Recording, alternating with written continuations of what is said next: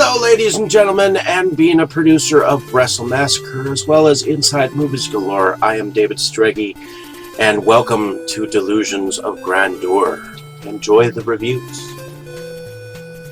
I certainly did.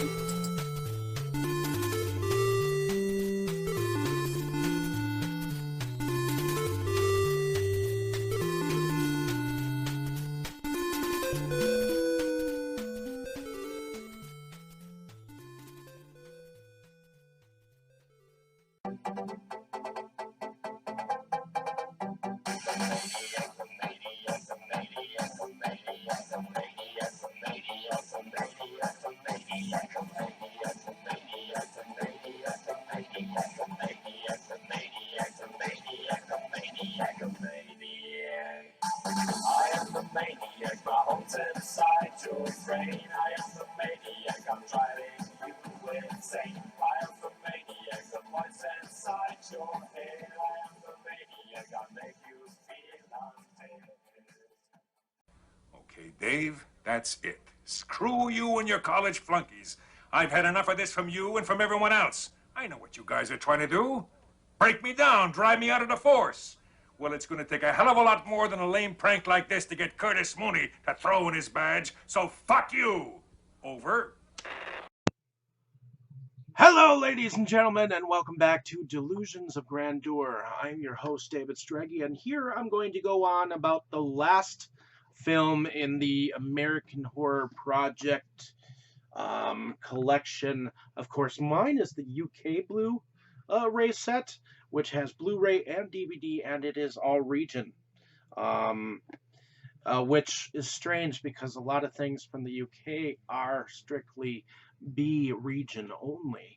So the last film in the project is actually called The Premonition, and it is also known in the US as Turtle Heaven. And it was filmed in 1976 by a director known as Robert Allen Schnitzer. And it's about a young girl who is terrified that her birth mother will take her away from her foster parents. And it, in a sense, does, in fact, kind of happen. The little girl, her name is Janie Bennett, who is played by Danielle Brisbois. And her foster mother and father are Professor Miles Bennett and Sherry Bennett. And in the very beginning of this film, we see a blonde, young man who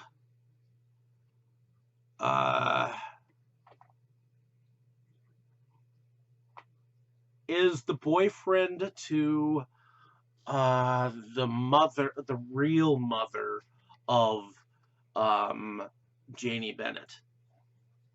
And from what I understand, the mother, who is Lenore, is played by Rosemary McNamara. She is in fact, or has been, in a psych ward and has been released, and so she has illusions of fantasy involving her real daughter. And all throughout the film, there is kind of a melodramatic plot line where the foster mother, Sherry Bennett, played by Sharon Farrow, has these premonitions that her daughter will, in fact, get taken. And So there are moments where she scrambles to go and fetch her from the school, and um, she does in fact get um, more and more paranoid as the film goes on. Now, ultimately, there is a failed kidnapping where the boyfriend, who was played by Richard Lynch, um, he comes off as a kind of a maniac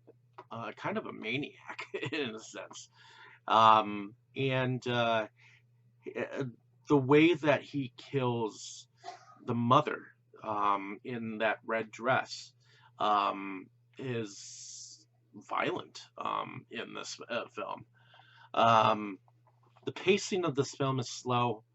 Um, I know that the script could be tightened a bit, but then it wouldn't show like the freedom that this film had. Evidently, it was filmed in Mississippi, so they were able to use Mississippi police cars, and there just so happened to be a carnival in town, so they used that as some of the background and backdrop of the boyfriend friend Jude. That was his name. I guess the thing that I will take from this film, if anything, is the fact that the mother, um, she played a score that was put out by Henry Milcone, um, uh, and it was played not once but several times throughout the film, and it was fact played at the very end to attract the little girl from where she had been taken. The vehicle that she had been taken in, which was a mobile home like thing that the boyfriend had taken her in, and I feel like this is kind of a kidnapping case, kind of a supernatural element. It is kind of haunting. It is a slow film, um, and the acting was pretty eerie.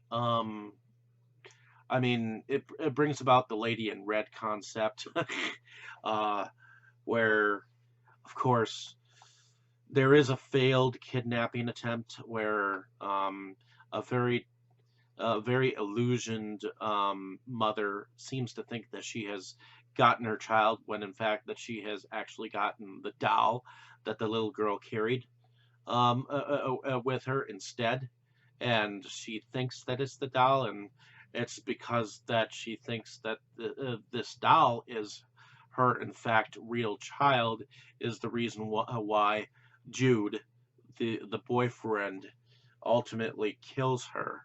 In fact, he is the one that actually supposedly came in contact with the little girl who he thinks is their daughter, assuming that the boyfriend is the in fact actual father of the child because he recognized her, and when they try to get her the first time, uh, the mother takes the doll instead of the child. But the score in here is very haunting. Um, would I say is it an actually great film? Is it a masterpiece? I wouldn't say that it was a masterpiece, but I would say that the music in it is very memorable, and I would remember the ending because, in a sense, the foster mother gets possessed by the spirit of the real mother when she is playing the score by Henry Millicone, and being that it has that carnival element in it makes it seem like it is a better and bigger film, or whatnot. But I I liked it. I liked aspects of the film. It did put me to sleep at a few moments, but evidently having a paranormal element where they actually did, the parents, the Bennetts, uh, did in fact call in a paranormal expert to find where their child was, and um, it was just very odd, a very odd film, and it's not the strongest, nor is it the entirely. Um, it was watchable. I mean, it was entertaining to at least see. So it definitely had a different atmosphere, to say the least. The director, he definitely had, um, the way that he filmed it. He filmed it kind of like the Italians did, from the 1930s and 40s. Uh, so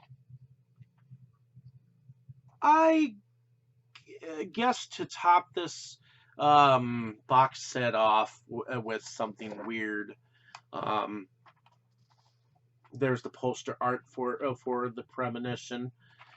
So it says on here, beyond the power of an exorcist, beyond the door of science, lies the world of terror for two damned souls and the spirit that's dying to get out. So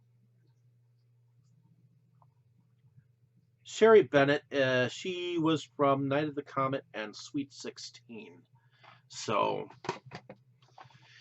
ah, what to say? What to say? I don't think I can really say much more. I did like the location, locations that were presented here. I do think it was an odd title, Turtle Heaven, to have that. I am glad it is at the title that it is at now, called The Premonition, um, and so on and so forth. Um, Hopefully, you enjoyed my description of this film. Like and subscribe to my page if you have not. Definitely check the film out if you have not. If you get it in the UK, it's got Blu-ray and DVD. What I find odd, though, is I ended up getting a copy of American Horror Volume 2, and this does not, in its US version, have a DVD, in it at all, whereas this one, in fact, does from the UK. I almost wonder if I had gotten the UK version of the American Horror Project Volume 2, would it have that Blu-ray DVD combo decision on it or whatnot. But in any case, I loved the extras on this copy. It's got um, an interview with the composer. It's got audio commentary by the director. It's got an interview with the main actor, Richard Lynch. Apparently, be way later, but evidently this film was before he actually got known in other films. So, in any case, thank you for listening. Have a great day, evening, or morning, wherever you are. This completes my American Horror Project um, review review. Would I necessarily recommend it to other people? Yes, at least for a first time watch. It's not going to be a film for everyone. It is kind of an oddball film. Um, yes, it has something to do with a mime. It has something to do with a carnival. It has something to do with a kidnapping, and it has something of a supernatural element to it, and has an eerie feel to it, like I said. So, in any case, just go out and watch the film. gain your own thoughts on it. Um, I like the locations. The acting, it wasn't entirely wooden. um, so yeah, go check the film out. I th- I thought it was okay. It's not. I mean, I'll remember it for the music, especially in the end, where the foster mother was possessed um, by the birth mother. So that will haunt me for the rest of my days. In any case, thanks for the traffic ahead of time. Appreciate it. You were good, kid, real good. But as long as I'm around, you'll always be second best, see?